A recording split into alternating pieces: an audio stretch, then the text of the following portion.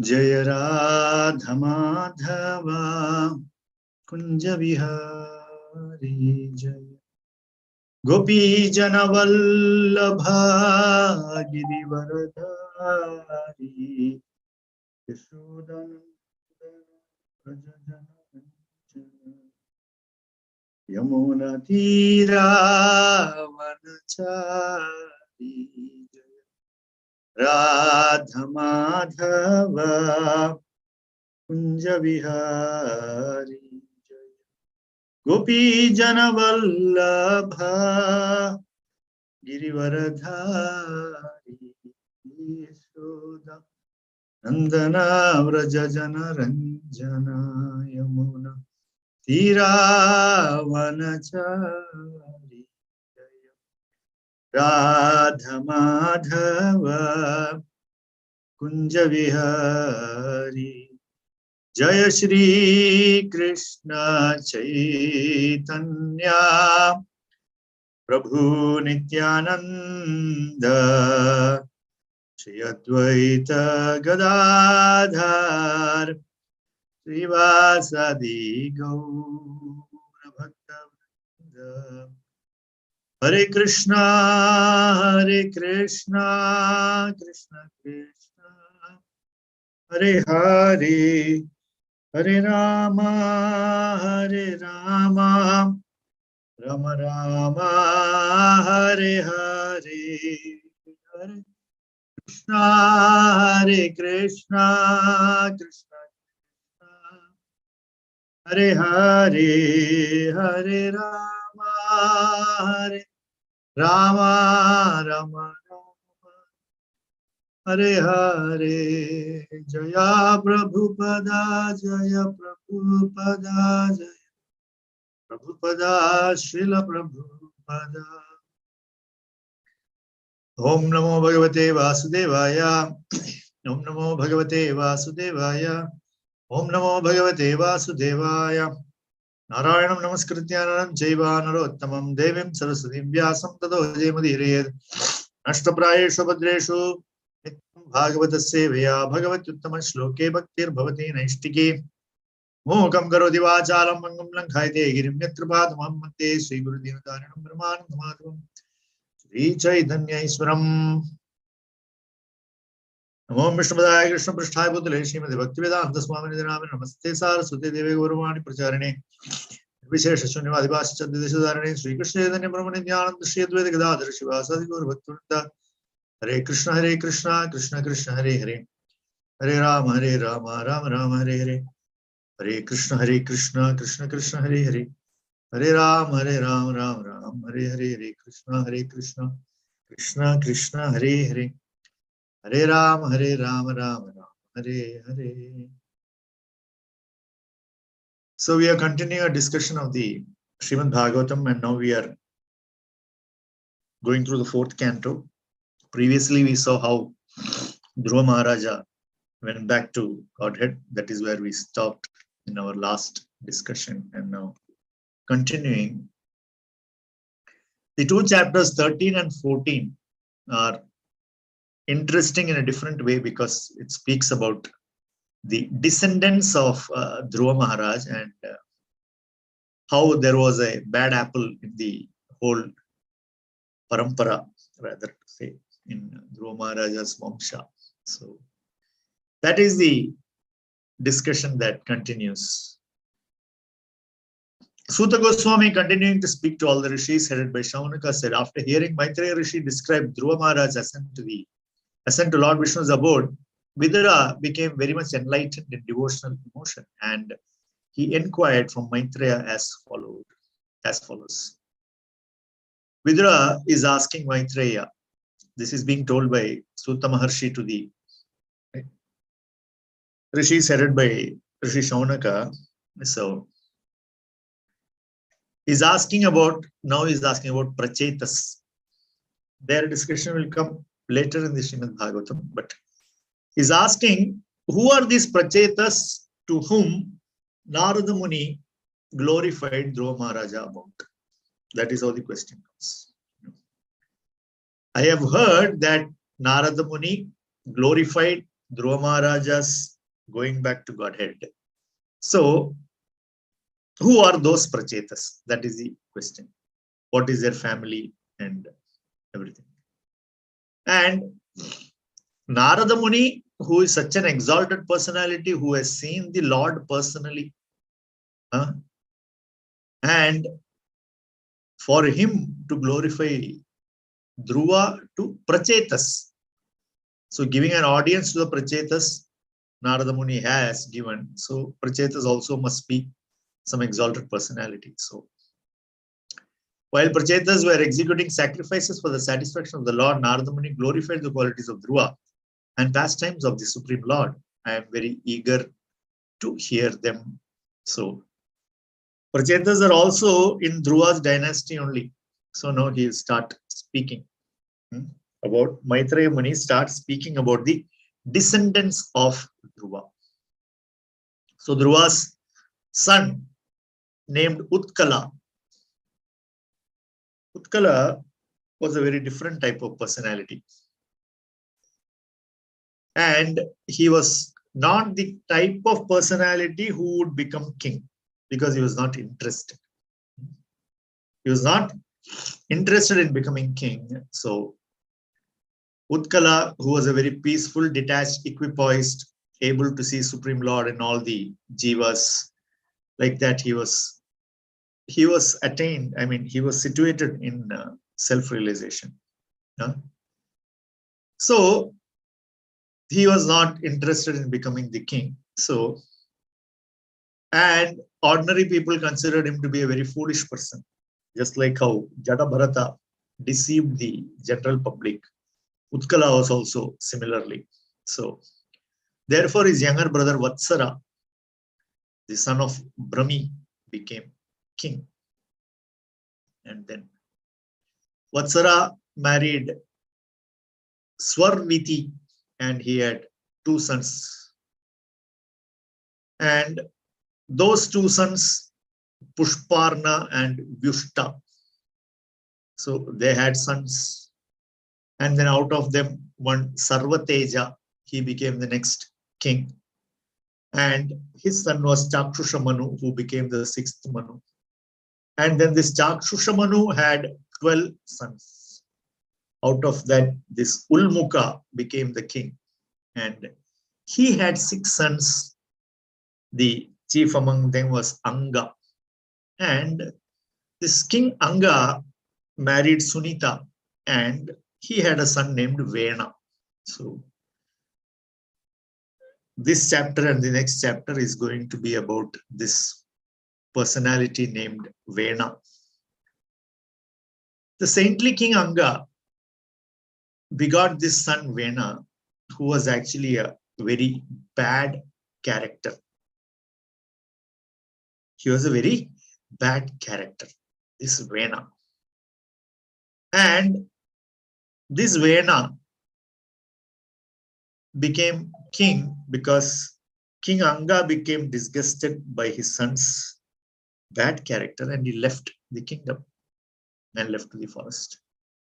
So Vena became king, but sages got angry with Vena and resulted in the death of Vena. After Vena died,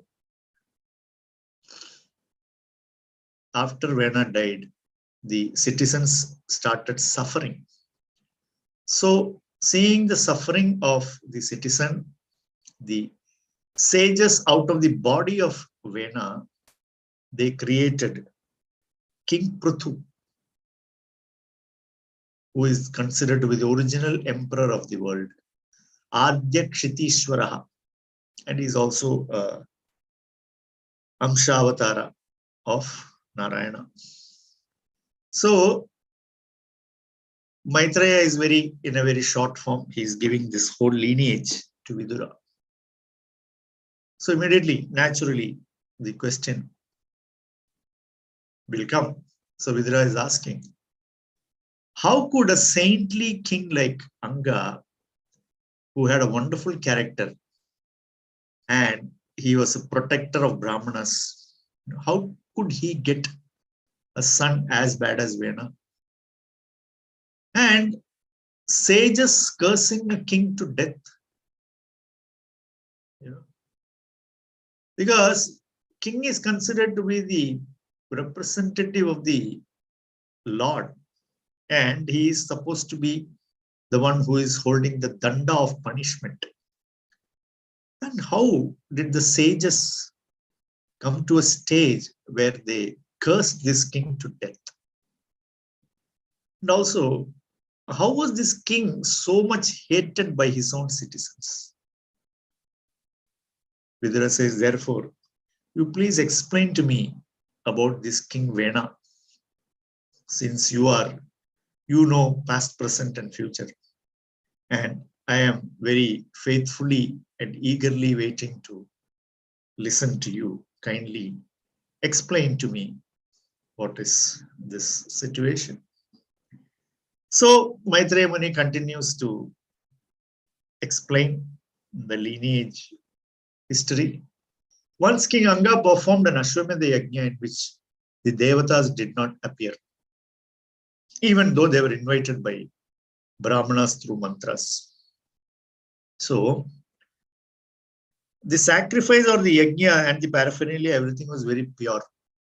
And the mantras were also chanted very purely. And the Brahmanas were also qualified to conduct the Yajna. So in spite of all these things, the Devatas did not come to accept Yajna Shishta. They did not come to accept their oblations. So the Brahmanas are thinking that the Devatas, we have not disrespected the Devatas in any way that they would keep away, or rather they would reject our offering. So there is, what is the difficulty? What is the problem? Because this is Ashwamedha Yajna and the Devatas have to appear. So why is it that this did not happen? So King Anga says, what did I do wrong? So the priest, the chief priest, he said that although you have not committed any papa in this life, due to your Purva Janma Krita Papa, because of sins committed in a previous lifetime, you have not begotten a son in this lifetime.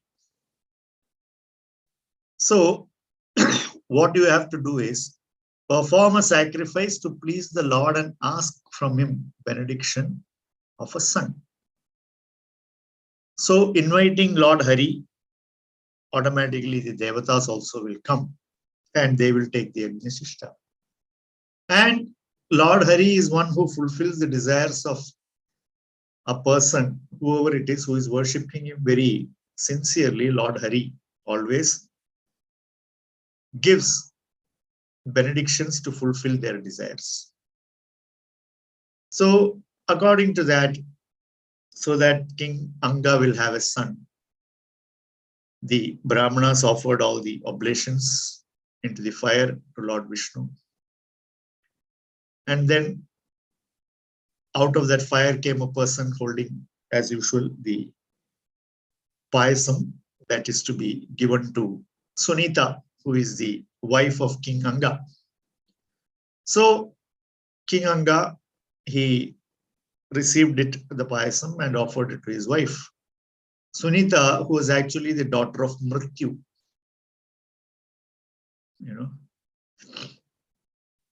So what is it? The understanding that we get from it is that Sunita begot this son after getting payasam from Yajna. So how do we understand it? So the Acharyas say, sometimes the Lord arranges for an unfortunate wife or a cruel son for his devotee. So here, the unfortunate wife is Sunita, The cruel son is Vena, and the devotee is King Anga. Sometimes for somebody to become detached, it is necessary to have enemies within one's own family, or family members behaving like sworn enemies or of very bad character, so that he can leave home and progress in spiritual. So Sunita accepted that, and she became pregnant, and she gave birth to a son who became big adharmi, and taking the qualities of his maternal grandfather Mrityu, he became very fearsome, very creating fear in people's minds. And his character was such that he would unnecessarily kill innocent animals in the forest and unnecessarily threaten the citizens. He would even kill his own friends. The boys who used to play with him also, he would kill. King Anga tried all Samadhana Bedadanda, everything he tried to counsel his son, to bring him to the righteous path, but everything failed. So King Anga was thinking to himself that people who don't have a son are more fortunate than me, because they have only the grief of not having a son. But having a bad son, the grief caused by such a bad son is unbearable compared to not having a son at all. And because, a sinful son means one's reputation is gone. Adharma will grow, quarrel will grow, and there will be anxiety in the society. And especially when it is a son of a king, So Anga is thinking, which intelligent man would desire to have a son like, this boy, who makes everything miserable.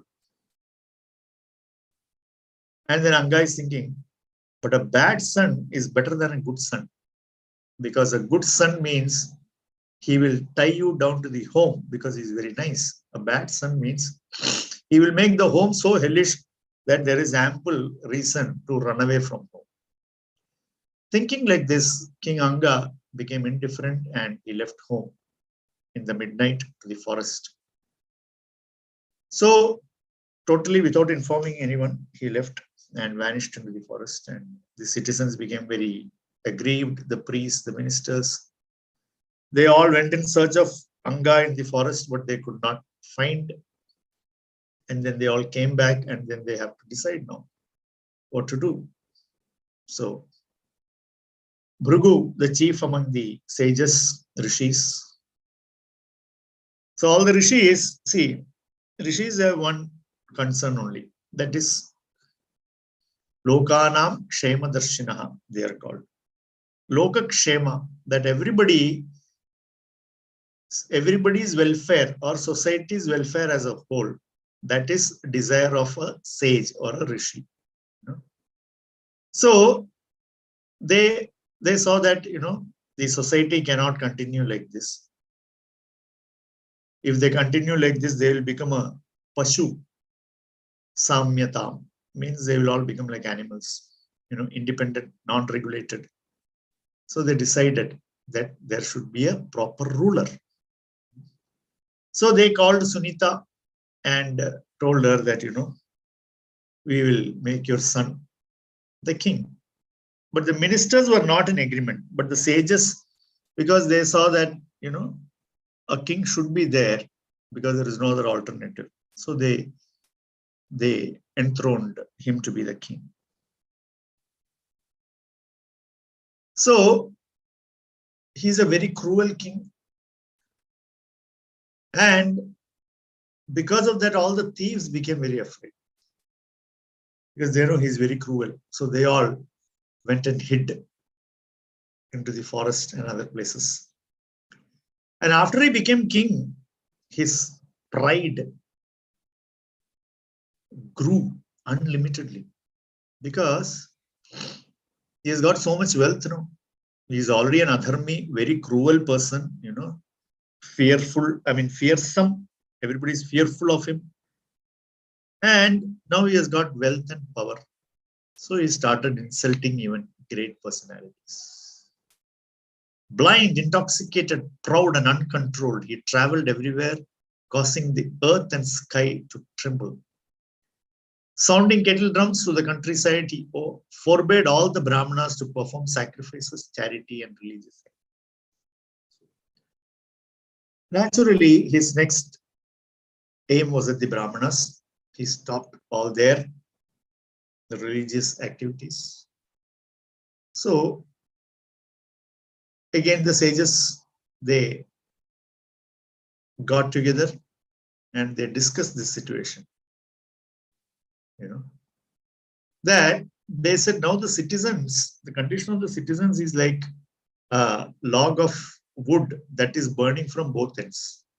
On one hand, on one side, it's burning because the king is cruel. On the other side, the thieves and the dacoits are waiting. Because we were so afraid that everything will go into anarchy, we made him the king. But now, the same praja or the public that we try to protect by giving them a king, they are now afraid. They are not protected. Rather, they are just not that they are not protected. They are in danger from this king. So they are saying, the sages say, what we have done is like pouring milk to the snake by encouraging this adharmi son of Sunita to become king. It is like giving milk to the snake.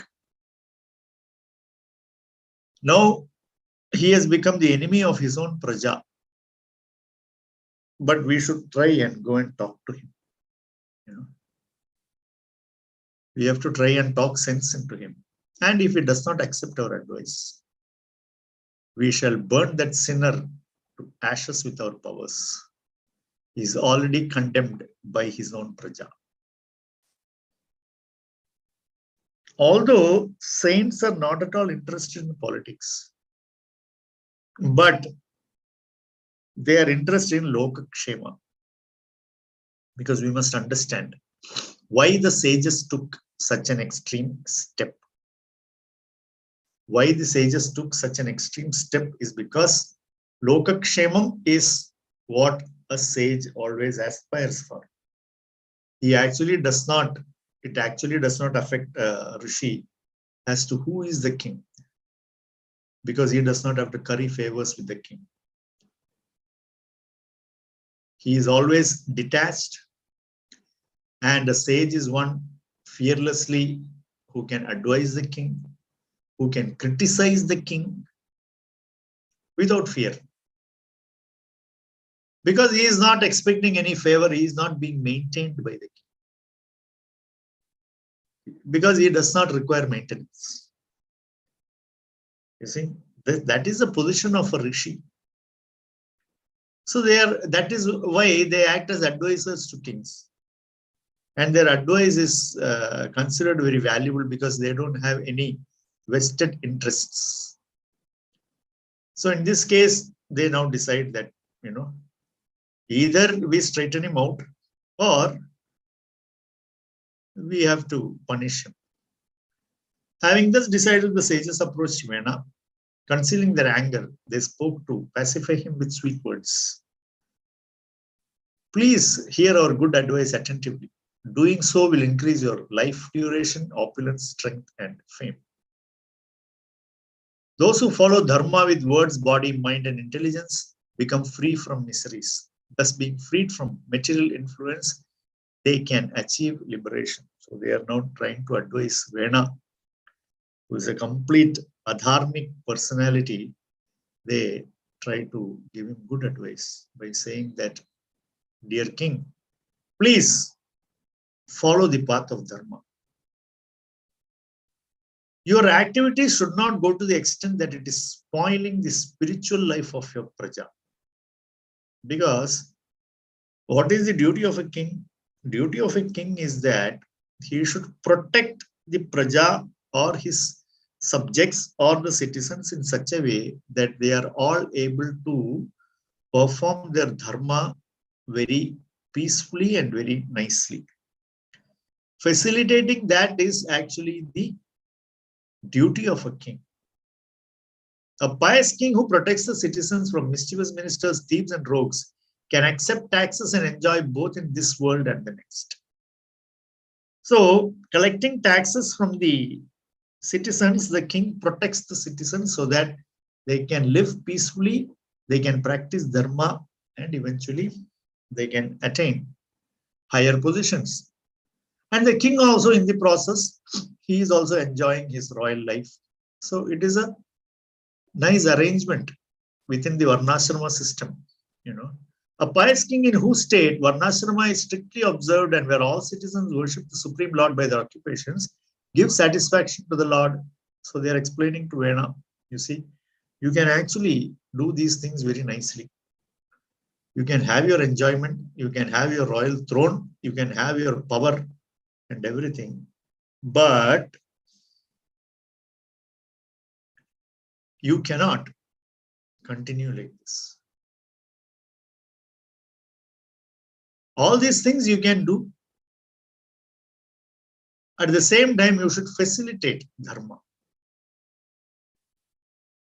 But currently what you are doing is that you are completely going against dharma.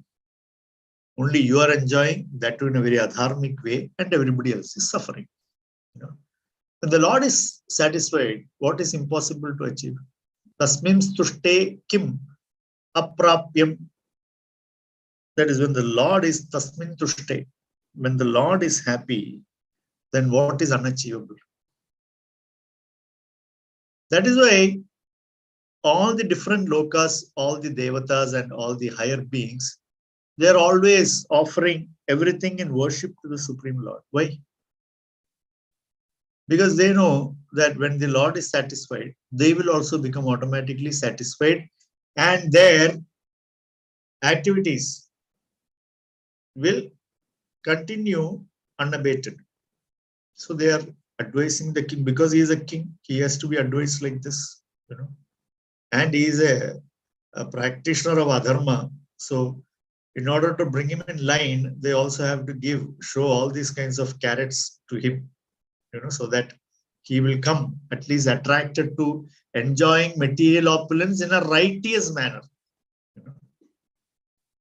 The Lord is the enjoyer of the results of all sacrifices. He is the sum total of the three Vedas. He is the owner of all ingredients of sacrifice. And he is the ultimate goal of all austerity. Therefore, you should direct your citizens to worship the Lord through sacrifices for your prosperity.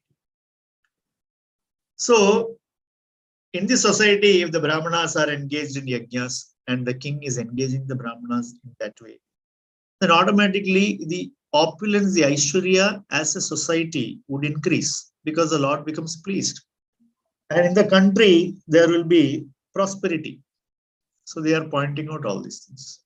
When the devatas who are expansions of the Lord are satisfied, they will give you your desired results. But if you stop the sacrifices, you will disrespect the devatas. And currently you have shut down all this machinery. So what is happening is that, you are not only displeasing the Purusha, the Supreme Lord, you are displeasing the devatas also. So altogether, you are creating a very untenable situation. So Vena, as expected, gives very, very harsh reply to the rishis. He says, you are all very inexperienced. Whatever you are telling is adharma. Whatever you are telling is adharma.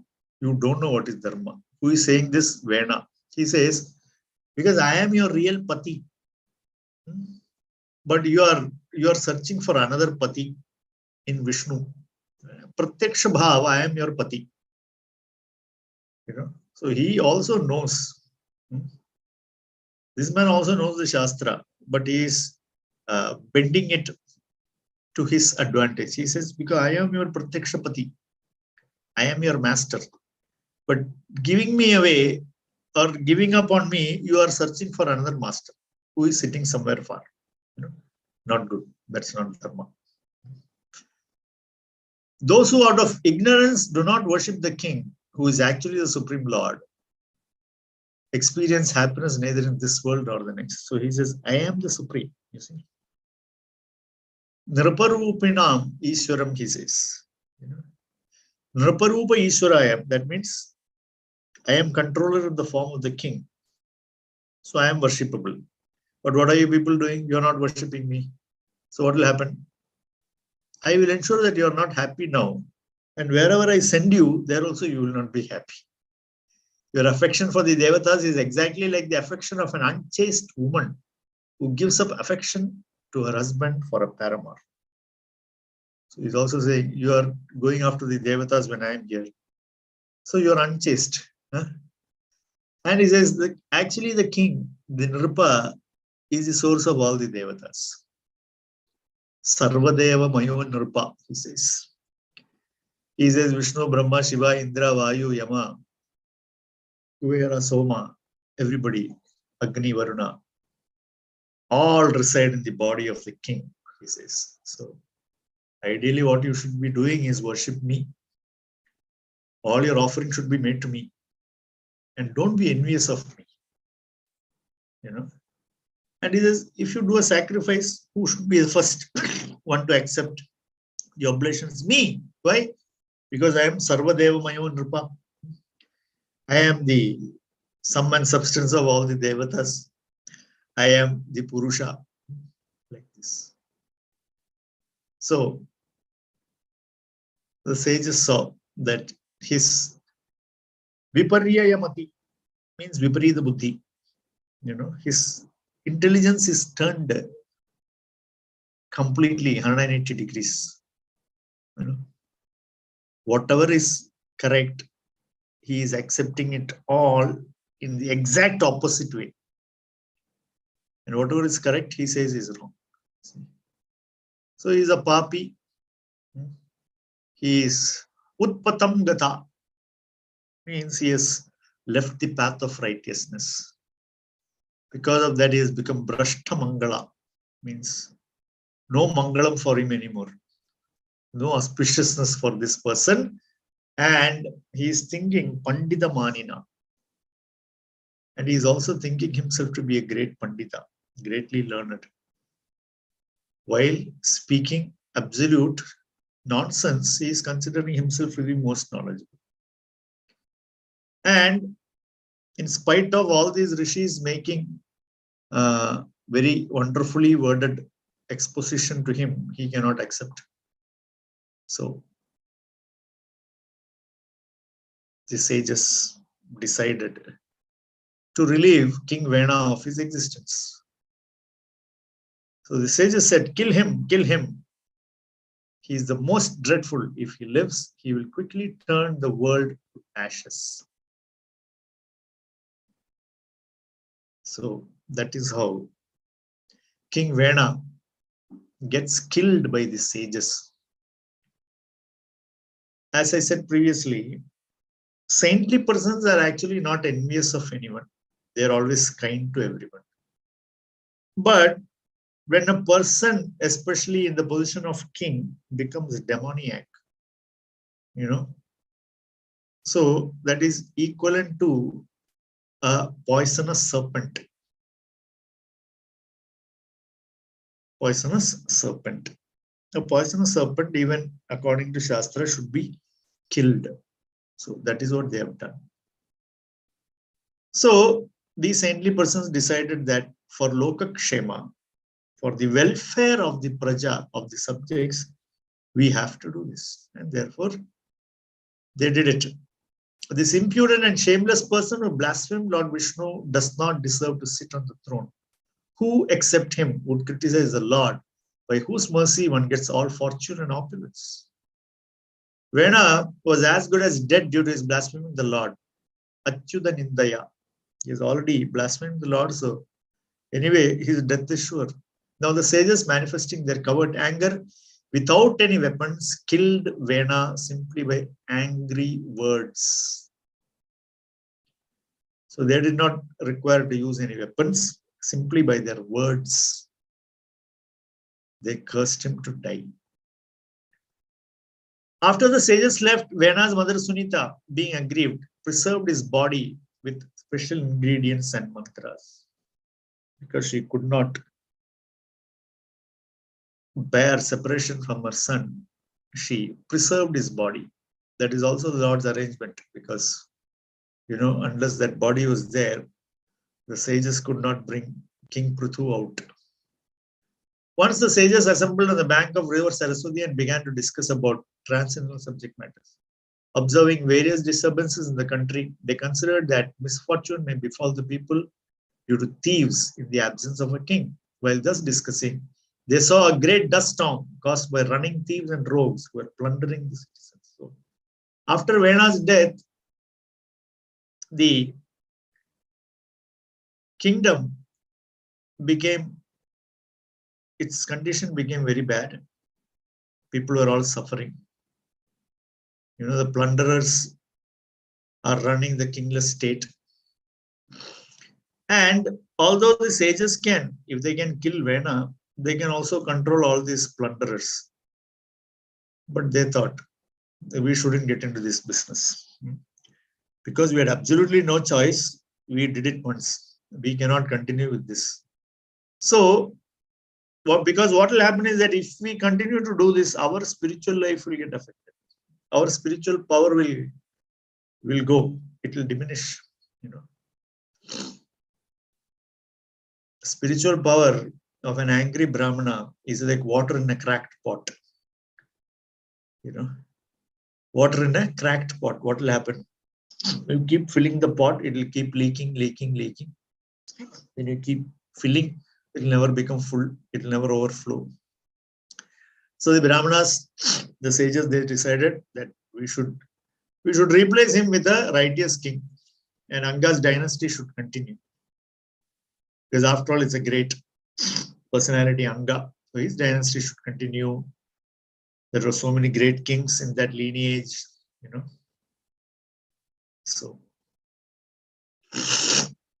So Dhruva Maharaja's succession was going like this, but although Maharaja Anga was very pure because he married the daughter of Mrityu, so therefore what happened? Vena was born. So the sages, they know that from the body of Vena they can create something. So thus they churned the thighs of Vena's body in a specific method, and a dwarf-like person named Bahuka was born. He was blackish, short, with short limbs, large jaws, a flat nose, reddish eyes, and copper-colored hair. And he became the father of the Naishadas or Nishadas. He submissively bowed down and asked, "Sir, what shall I do?" The sages replied, "Please sit, Nishida." So he became the head of the Naishada race.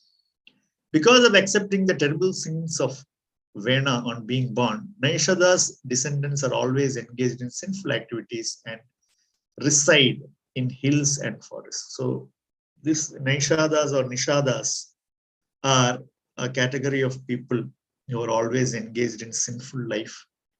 And they are never in towns. They simply reside in hills and forests. So that is the, what you call, Bahuka being churned out of the body of Vena's thigh. So that is how the 13th and the 14th chapter gets concluded. The 15th chapter, we will see the activities of King Prithu, how he appeared. And King Prithu is a Shaktyavesh avatar.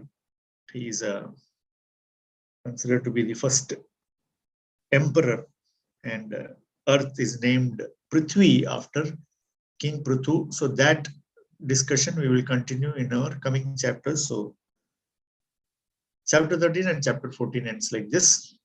Hare Krishna. Srimad Bhagavatam Granth Raj ki jai. Srila Prabhupada ki jai.